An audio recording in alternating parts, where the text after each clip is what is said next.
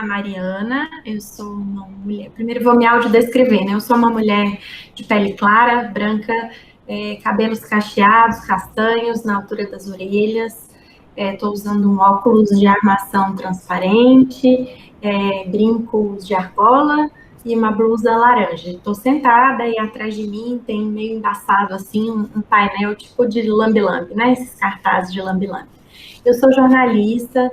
Eu sou uma mulher com deficiência, eu tenho baixa visão, sou mãe de uma criança com deficiência, a Alice, que tem 7 anos e tem paralisia cerebral, sou integrante do coletivo feminista Ellen Keller. Mãe, para mim, tem uma resposta única, são muitas respostas dentro dela, mas é exercer o cuidado, né, no sentido de criar condições para a perspectivação da vida da minha filha, mas fazer isso sem o reconhecimento, sem remuneração, sem suporte, muitas vezes, né, de uma maneira quase invisível. Então, experimentar situações de muita alegria, óbvio, né, de muito afeto, de muita entrega e também de muita dificuldade, de muitos desafios, menos em razão da característica da minha maternidade, mais em razão da completa falta de amparo, né, da sociedade e dessa visão ainda machista, sexista, de que cuidar de um filho é papel único e exclusivo da mãe. Né? Ela é crônica, né? Você sabe que eu me dei conta disso no instante que a minha filha nasceu, né? Porque, e é uma desqualificação, sei que não é o tema aqui, mas só para comentar, tem uma desqualificação da mãe e da criança, né? As duas coisas andam juntas. A criança também é um não ser, né? Também é anulada, invisibilizada no laço também do que acontece com a mãe. Então, na maternidade, no hospital, a minha filha não tinha o nome dela lá na incubadora que ela ficou. Tinha RN, de recém-nascido, né? RN de Mariana. Então, Alice, ela era RN de Mariana. E eu, por consequência, não era Mariana. Você fala, então eles vão me chamar. Não, eu era a mãezinha. Né? A mãezinha pra cá, mãezinha pra lá, mãezinha pra cá.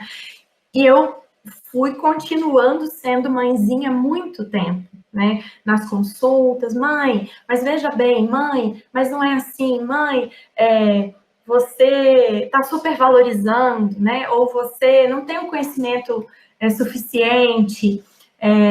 Enfim, é sempre descredibilizando, e aí tem muito do sexismo, do machismo também nessa relação, né?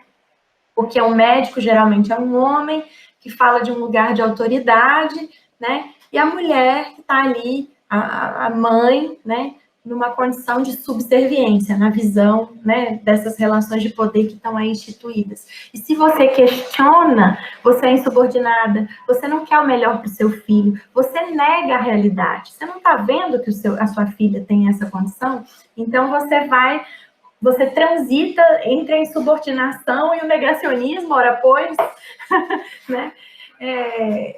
Muito rapidamente, porque você está desafiando o saber médico, né? Principalmente o saber médico, mas isso também acontece na escola e em outros espaços, né? Na escola, às vezes, há esse questionamento, mas como você sabe que ela aprendeu? Como você sabe que ela já sabe isso? Né? Como se a gente tivesse que ficar provando o tempo todo. E é justamente porque existe uma presunção de incapacidade em relação à minha filha, por causa da deficiência, né? Então, ela é incapaz, e uma presunção de menos qualificação ou menos capacidade pelo fato de eu ser mãe e ser mulher. Né? E o capacitismo se incide aí de cabo a rabo, né? Então, é sempre um debate difícil de ter, sabe? E que exige muita coragem e muito apoio, né? Que do contrário a gente esmorece, cansa, né?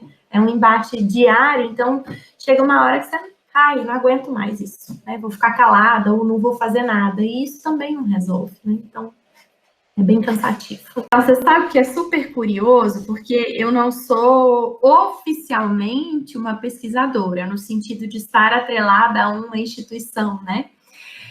Mas eu sou pesquisadora desde que a minha filha nasceu, em vários aspectos, porque eu acho que eu fui vivendo as experiências e elas eram muito intensas, e eu fui precisando, aos poucos, organizar isso melhor dentro de mim. E nesse processo de organização, eu achei que eu podia encontrar conforto na teoria, né? Então, eu falei, eu preciso estudar, preciso entender melhor. Uma coisa é eu viver, sentir na pele, né? Outra coisa é eu viver criticamente, viver olhando para isso à luz de uma teoria, à luz do que já foi produzido e pensando se isso pode ser melhor, se isso pode ser mais fácil, se a nossa vida pode ter mais qualidade. Então, foi muito nesse sentido de interferir na realidade que eu fui buscar a teoria, que a experiência só não bastou, né? E aí eu comecei estudando de início, eu estudava muito a condição biológica, né? Então, fui estudar epilepsia, né? Que é uma condição que a minha filha tem, uma doença. Fui estudar paralisia cerebral, fui estudar o método Bobat de fisioterapia, né? Fui pesquisar. Depois, isso foi migrando, né? Junto com o movimento de entender o que é deficiência. De repente, eu falei, não, peraí, tem alguma coisa aí. Tem um deslocamento aí que precisa ser feito, né? Não tem nada de errado em ser assim, em ter esse corpo, né? Tem questões para serem resolvidas socialmente. Então, como é que eu vou buscar esse conforto também? Aí fui estudar sobre deficiência, né? Os disability studies, os estudos da deficiência. Aí fui estudar sobre comunicação alternativa, aumentativa. Aí fui estudar sobre desenho universal de aprendizagem, sobre educação especial na perspectiva da educação inclusiva. Aí eu acho que se deu esse giro que tira do indivíduo todo o arcabouço do que lhe acontece e leva para o social, né, para a perspectiva das relações, a responsabilidade do cuidado e de tecer essa condição de vida. Então, foi bem importante fazer esse movimento de pesquisa. E aí eu fui para o coletivo muito com esse intuito de me entender, de entender se esse lugar também era meu, na companhia de quem eu estaria e também aprimorar a minha maternidade, né? Como é que eu posso ser uma mãe melhor a partir da convivência com essas mulheres que estão lá. Então, foi assim que eu cheguei. Então, acho que vem muito desses coletivos, né? No caso do coletivo Ellen Keller, eu tenho muito apoio, e de outras famílias, de outras mães que não necessariamente vivem a maternidade de um filho com deficiência, mas que se solidarizam com as questões que a gente tem que enfrentar, com as barreiras que se colocam para nós, que são barreiras produzidas socialmente. Enfim, em geral, eu conto muito com esses lugares. E com a minha família também, né? Tenho pai, minha mãe já é falecida, mas pai e irmãs vivos, e são pessoas que são ponta firme, assim, estão sempre juntos, sempre, quando eu me canso muito, né, quando penso em desistir de alguma coisa, não vamos desistir não, vamos revezar, agora eu vou, né. Meu marido, né, da mesma forma, é um marido que também faz o seu papel, pai da minha filha também, né, ele é meu marido, é pai da minha filha e cumpre o seu papel nesses dois lugares. Então, isso também ajuda bastante, né? Quando eu falo ajuda, não é que ele me ajuda, ajuda no sentido da gente conseguir se mover adiante, né? Tanto eu quanto ele. Queria que o mundo já fosse melhor, né? Que o mundo já fosse mais maduro e que fosse um lugar bom para as pessoas todas, né? Para todas as pessoas. Ainda não é. Então, ainda não sendo que ela esteja segura, né, o bastante, fortalecido o bastante, amada o bastante para dar conta desses enfrentamentos. E aí eu acho que ela está sendo, né? Eu acho que dizer para elas, as minhas companheiras aí, mães, que a gente é boa pra caralho. Mentira. Que palavra ruim, né? Não, que a gente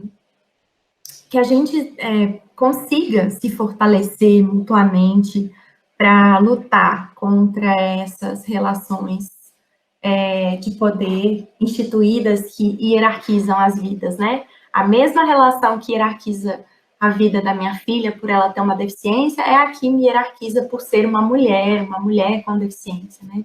Então, que a gente tenha muita consciência do lugar que a gente ocupa, que é um lugar de muita força, né? É o lugar do cuidado, boa parte das vezes, né? Que o cuidado ainda é tido como um lugar da mulher, do feminino, né? Então, ainda está muito nas nossas costas levar adiante a perspectivação da vida, a continuidade da vida, a reprodução da força de trabalho, né? Gerar mais pessoas que vão trabalhar.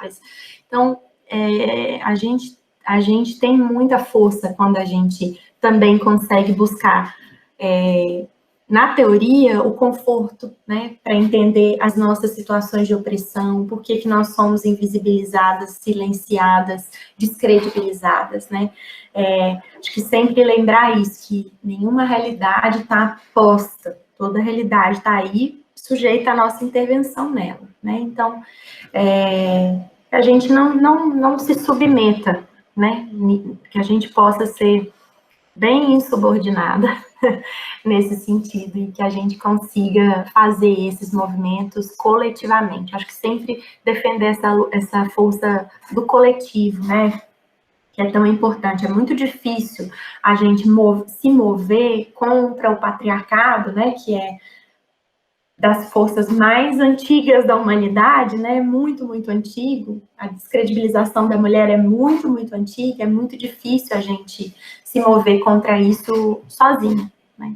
É preciso que a gente esteja inserido em grupos de mulheres que se apoiam, que entendem o seu lugar no mundo, a sua força, e que podem puxar umas às outras, ajudar umas às outras a lutar contra todas essas opressões, sem esquecer de todas essas interseccionalidades, né, não só de gênero que a gente está falando, mas de raça, né, tem as companheiras também do movimento negro que precisam do nosso apoio, como mulheres brancas, né, e privilegiadas pela cor da nossa pele, das companheiras indígenas, das companheiras orientais, das companheiras com deficiência, e todas nós possamos realmente estar juntas nisso, né, para combater essas opressões todas. Então, acho que é esse o recado, é de encorajamento, né, e de solidariedade.